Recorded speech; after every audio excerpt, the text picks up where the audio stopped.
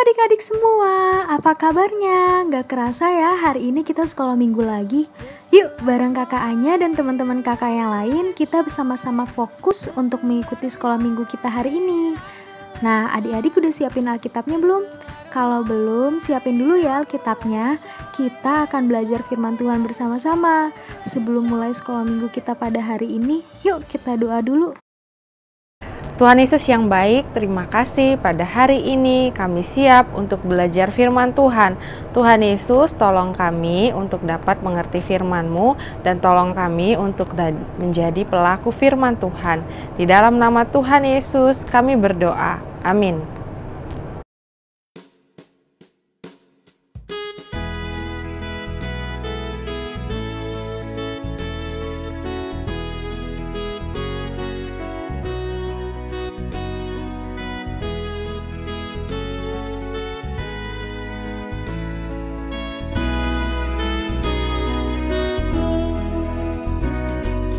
Apa yang dicari orang?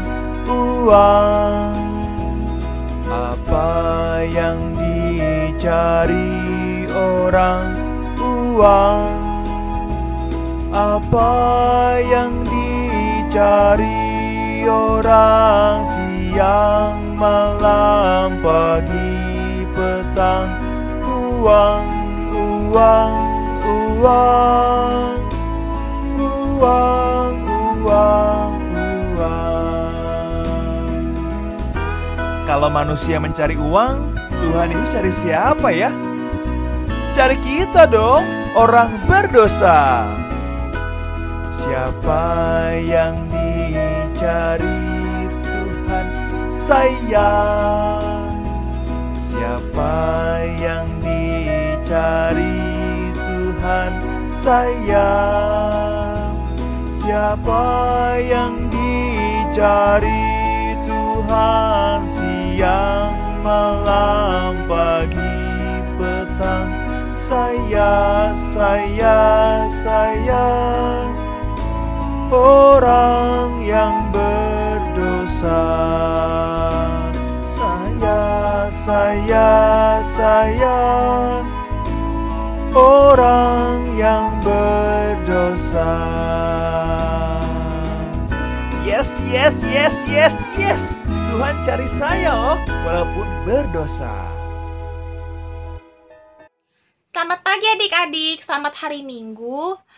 Sekarang kita masuk ke pelajaran 2, yaitu murid yang tidak terikat pada harta. Sebagian besar orang-orang di dunia ini itu carinya uang ya.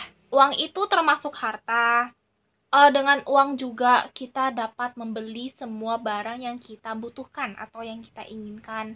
Seperti mainan, pakaian, makanan, minuman, semuanya yang kita butuhkan itu pasti terbeli karena adanya uang. Dengan uang juga kita dapat ditakutin banyak orang dan kita dapat dipuji-puji. Bahkan dengan uang juga kita bisa memiliki banyak teman. Terus dengan adanya uang juga hidup kita pasti terjamin. Sebenarnya Tuhan itu tidak melarang kita loh untuk memiliki kekayaan. Tetapi yang ditakutin adalah ketika manusia lebih mencintai hartanya daripada Tuhannya sendiri. Nah, seringkali kekayaan itu dapat membuat sikap hati kita berubah, bahkan membuat kita lupa diri dan semakin menjauh dari Tuhan. Nah, sekarang kita masuk ya ke ceritanya adik-adik. Jadi adik-adik, di dalam Matius 19 ayat 16-26 menceritakan tentang orang muda yang kaya. Jadi pada suatu hari orang muda kaya ini datang menemui Yesus dan ia bertanya kepada Yesus untuk cara mendapatkan kehidupan yang kekal itu. Karena selama hidupnya ia selalu mentaati atau menuruti perintah Allah di dalam hukum Taurat. Dan dia juga merasa selama hidupnya ini dia melakukan perintah Taurat sehingga ia pasti bisa mendapatkan kekekalan itu. Tetapi, apakah kekekalan itu bisa dibeli dengan perbuatan baik? Tentu saja tidak. Kekekalan itu adalah pemberian anugerah dari Allah.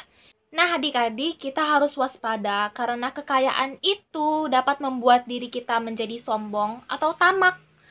Di sini kita bisa melihat dari perkataan orang muda yang kaya ini, semuanya itu telah kuturuti, apalagi yang masih kurang. Jawaban tersebut bukan keluar dari kerendahan hatinya yang penuh kasih atau ketaatan kepada Tuhan. Ia sama sekali tidak menunjukkan rasa terima kasihnya loh kepada Tuhan.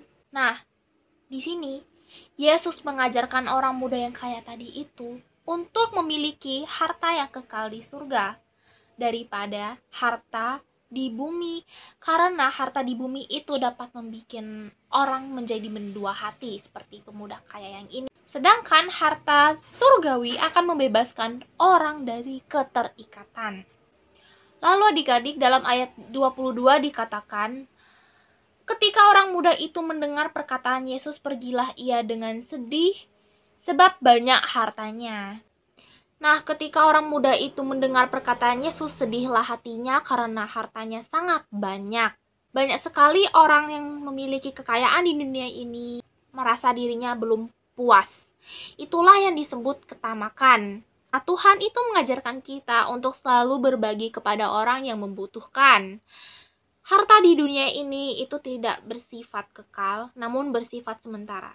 Lalu, kekayaan yang berada di surga itu bersifat kekal atau selama-lamanya. Jadi kita harus lebih mengutamakan kekayaan surgawi itu dibandingkan kekayaan yang ada di dunia ini. Semisal contoh seperti pakaian yang mahal itu dapat rusak atau sobek dan pudar warnanya sehingga tidak bisa dipakai lagi, ataupun ponsel, komputer, televisi, atau yang rusak ketinggalan zaman itu sudah tidak bisa dipakai lagi.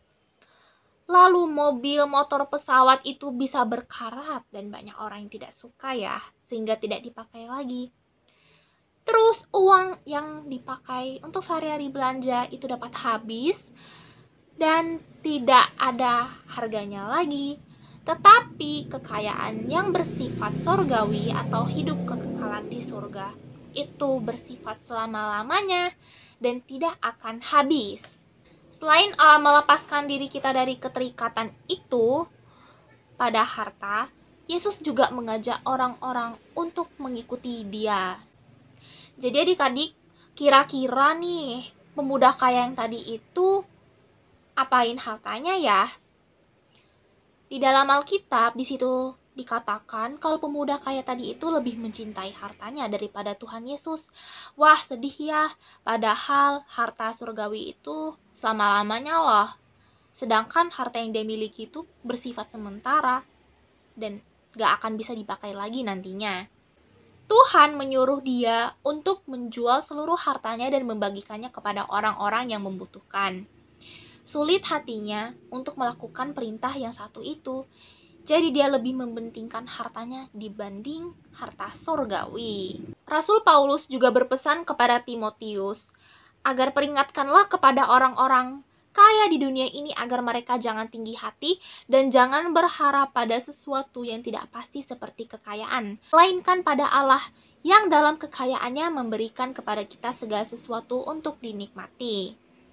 Peringatkanlah agar mereka itu berbuat baik, menjadi kaya dalam kebajikan, suka memberi dan membagi. Mari kita mulai melepaskan keterikatan akan hal-hal duniawi yang dapat menjauhkan diri kita dari Tuhan. Hiduplah semakin dekat dengan Tuhan dan kumpulkanlah harta di surga, jangan di bumi. Jadi adik-adik, pelajaran yang dapat kita ambil adalah jangan menaruh harapan kita kepada harta atau hidup kita itu jangan tergantung kepada harta di dunia ini, karena harta yang sesungguhnya atau kekayaan sesungguhnya itu berasal dari surga. Kekayaan sejati yang sebenarnya adalah berupa harta di surga, yaitu hidup selama-lamanya di surga. Kita boleh saja kaya ya di dunia ini, kita boleh memiliki harta yang banyak, tetapi jangan sampai kita itu lebih mencintai kekayaan kita daripada Tuhan kita sendiri. Karena segala kekayaan yang kita miliki, ataupun uang, harta, apapun yang kita miliki, itu semuanya berasal dari Allah. Dan marilah kita hidup semakin dekat dengan Tuhan dan kumpulkan harta di surga. Jangan di bumi, karena harta di bumi itu bersifat sementara dan cepat habis.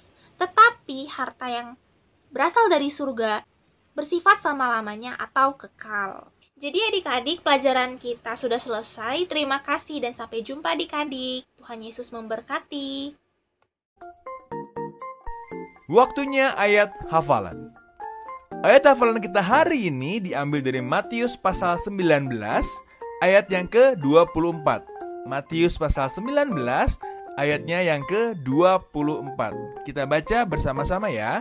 1, 2, 3. Sekali lagi aku berkata kepadamu, lebih mudah seekor unta masuk melalui lubang jarum daripada seorang kaya masuk ke dalam kerajaan Allah. Matius 19 ayat 24. Sekali lagi aku berkata kepadamu, lebih mudah seekor unta masuk melalui lubang jarum daripada seorang kaya masuk ke dalam kerajaan Allah. Matius 19 ayat 24. Kita baca sekali lagi ya. 1, 2, 3. Sekali lagi aku berkata kepadamu, lebih mudah seekor unta masuk ke dalam lubang jarum daripada seorang kaya masuk ke dalam kerajaan Allah. Matius 19 ayat 24. Adik-adik, kita akan menutup sekolah minggu kita di dalam doa. Mari kita berdoa. Terima kasih Tuhan Yesus, pada hari ini kami sama-sama bisa belajar firman Tuhan. Tolong kami ya Tuhan, supaya kami menjadi anak-anak yang bisa selalu taat kepada firman Tuhan. Berkatilah kami juga untuk dapat melanjutkan aktivitas kami kembali. Di dalam nama Tuhan Yesus kami mohon pimpinan-Mu. Amin. Bye, sampai ketemu minggu depan adik-adik. Tuhan Yesus memberkati.